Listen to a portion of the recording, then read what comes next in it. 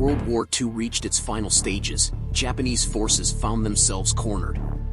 The dire situation for Japan became evident when the United States joined the Allied forces. The last operation of the Japanese Navy took place in an attempt to defend Okinawa from the Allies. It was during this operation that Japan's largest battleship, Yamato, sank in battle. But before we conclude, I kindly request you to subscribe to this channel and share it with your friends. Thank you.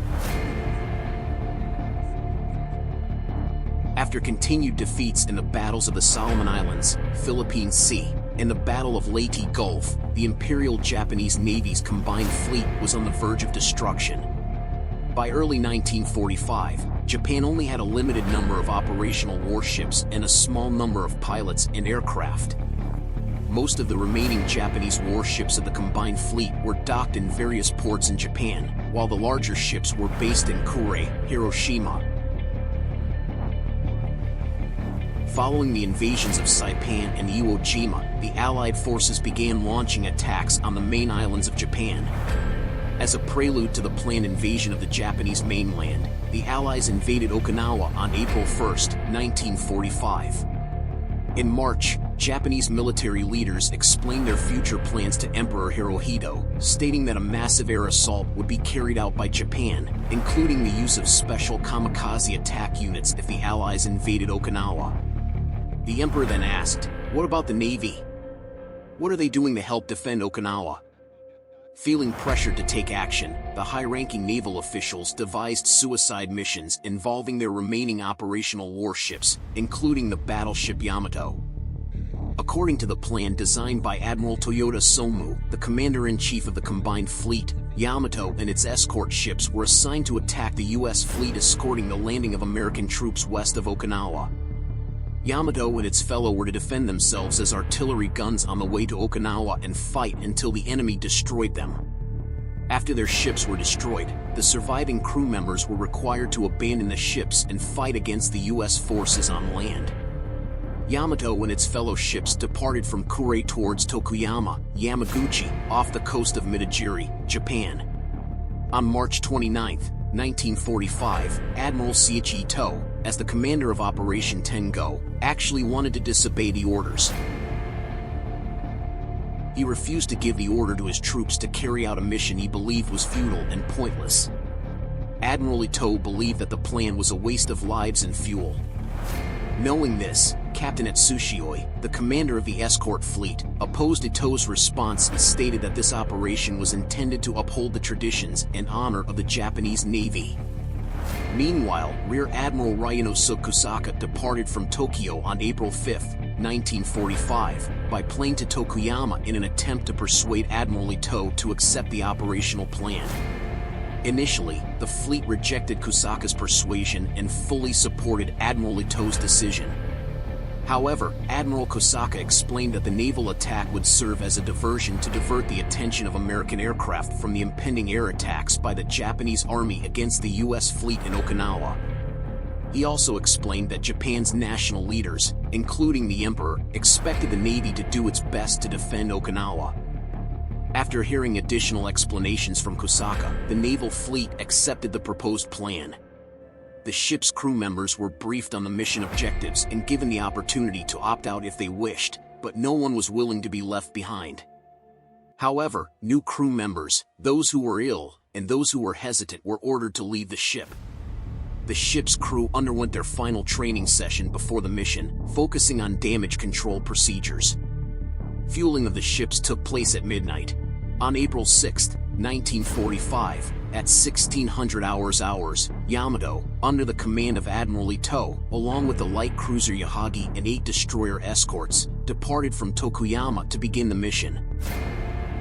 However, 2 submarines, USS Threadfin and USS Hackleback, had already detected Yamato as it sailed southward through the Bungo Strait.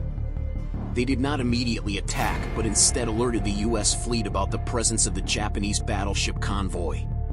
In the early hours of April 7th, the Japanese warships passed through the Osumi Peninsula towards the open sea from Kyushu, heading south towards Okinawa. They sailed in a defensive formation, with Yahagi in the lead, followed by Yamato, and the 8 destroyers forming a circle around the 2 larger ships. Each ship maintained a distance of 1,500 meters from one another and sailed at a speed of 20 knots. One of the Japanese destroyers, Asashimo, experienced engine damage and returned home. Not long after, U.S. reconnaissance planes began shadowing the Japanese warships. At 10 o'clock, the Japanese ships turned westward to give the impression of a retreat.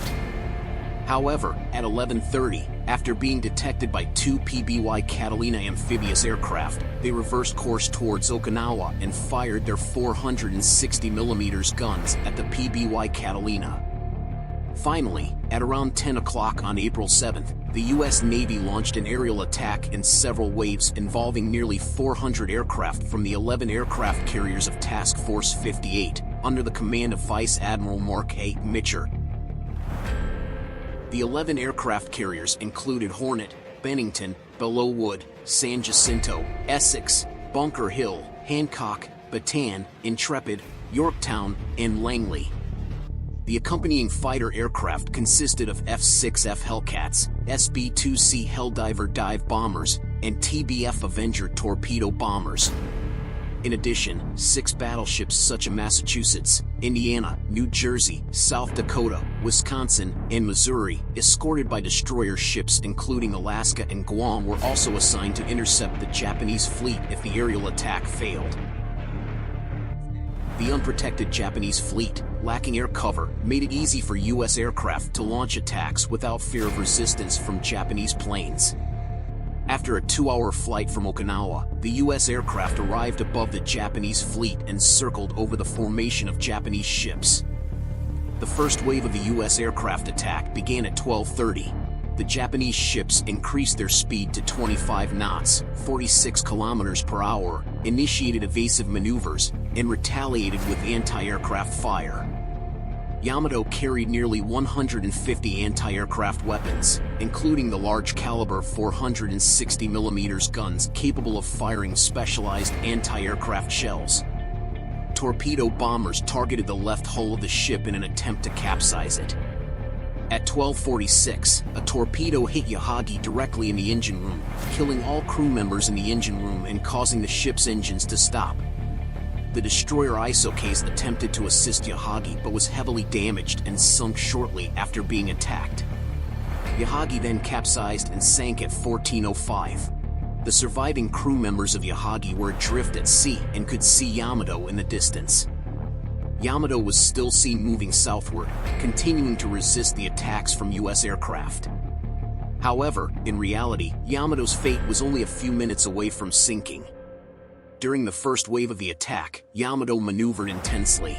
Most of the bombs and torpedoes dropped towards it did not hit their targets. However, shortly thereafter, Yamato was hit by 2 armor-piercing bombs and a torpedo.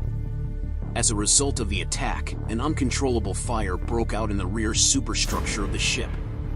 Additionally, the first wave of the attack claimed the damaged Japanese destroyers Hamikase and Suzutsuki, which withdrew from the battle. Between 1320 and 1415, the second and third waves of the attack made Yamato the target of relentless bombardment. Yamato was hit by at least 8 torpedoes and 15 bombs. The bomb explosions caused extensive damage to the upper part of the ship, including disabling the electrical power to the automated gunnery system. As a result, each anti-aircraft gun had to be manually aimed and fired, reducing effectiveness in hitting targets. Torpedoes repeatedly struck Yamato's left hull, causing it to tilt. Bomb damage destroyed the flood control stations, making it difficult to counter the flooding inside the ship's hull. At 13:33, in a desperate attempt to prevent the ship from capsizing, Yamato's damage control team flooded the right hull and boiler rooms with seawater. This action slowed down Yamato's sinking but also resulted in the drowning of several hundred crew members in their stations, as they were not previously warned that the hull and boiler rooms would be flooded. The damage to the right hull, combined with the weight of the water, slowed Yamato's movement to around 10 knots. This made it easier for the U.S. Air Forces to continue bombing. As Yamato slowed down and became an easier target, U.S. torpedo planes began focusing their attacks on the ship's control section. Unable to withstand the onslaught of torpedo attacks, Yamato became unsteerable. At 1402, after being informed that Yamato was no longer maneuverable and about to sink, Admiral Ito ordered the mission to be cancelled. The crew was ordered to abandon the ship, and other ships were assigned to pick up the surviving crew members. At 1405, Yamato ceased moving and began to capsize. Admiral Ito and the captains refused to abandon the ship. By 1420, Yamato had fully capsized and started to sink. At 1423, Yamato suddenly exploded with tremendous force. According to reports, the sound of the explosion could be heard, and the smoke could be seen from Kagoshima, which was 200 kilometers away from the blast center. The explosion produced a mushroom-shaped cloud of smoke that reached a height of 6 kilometers. Thank you for watching this amazing video about the heroic story of the battleship Yamato in Operation Tengo. The end of Yamato symbolizes courage for the Japanese Navy. Don't forget to share this amazing video with your friends, and see you next video.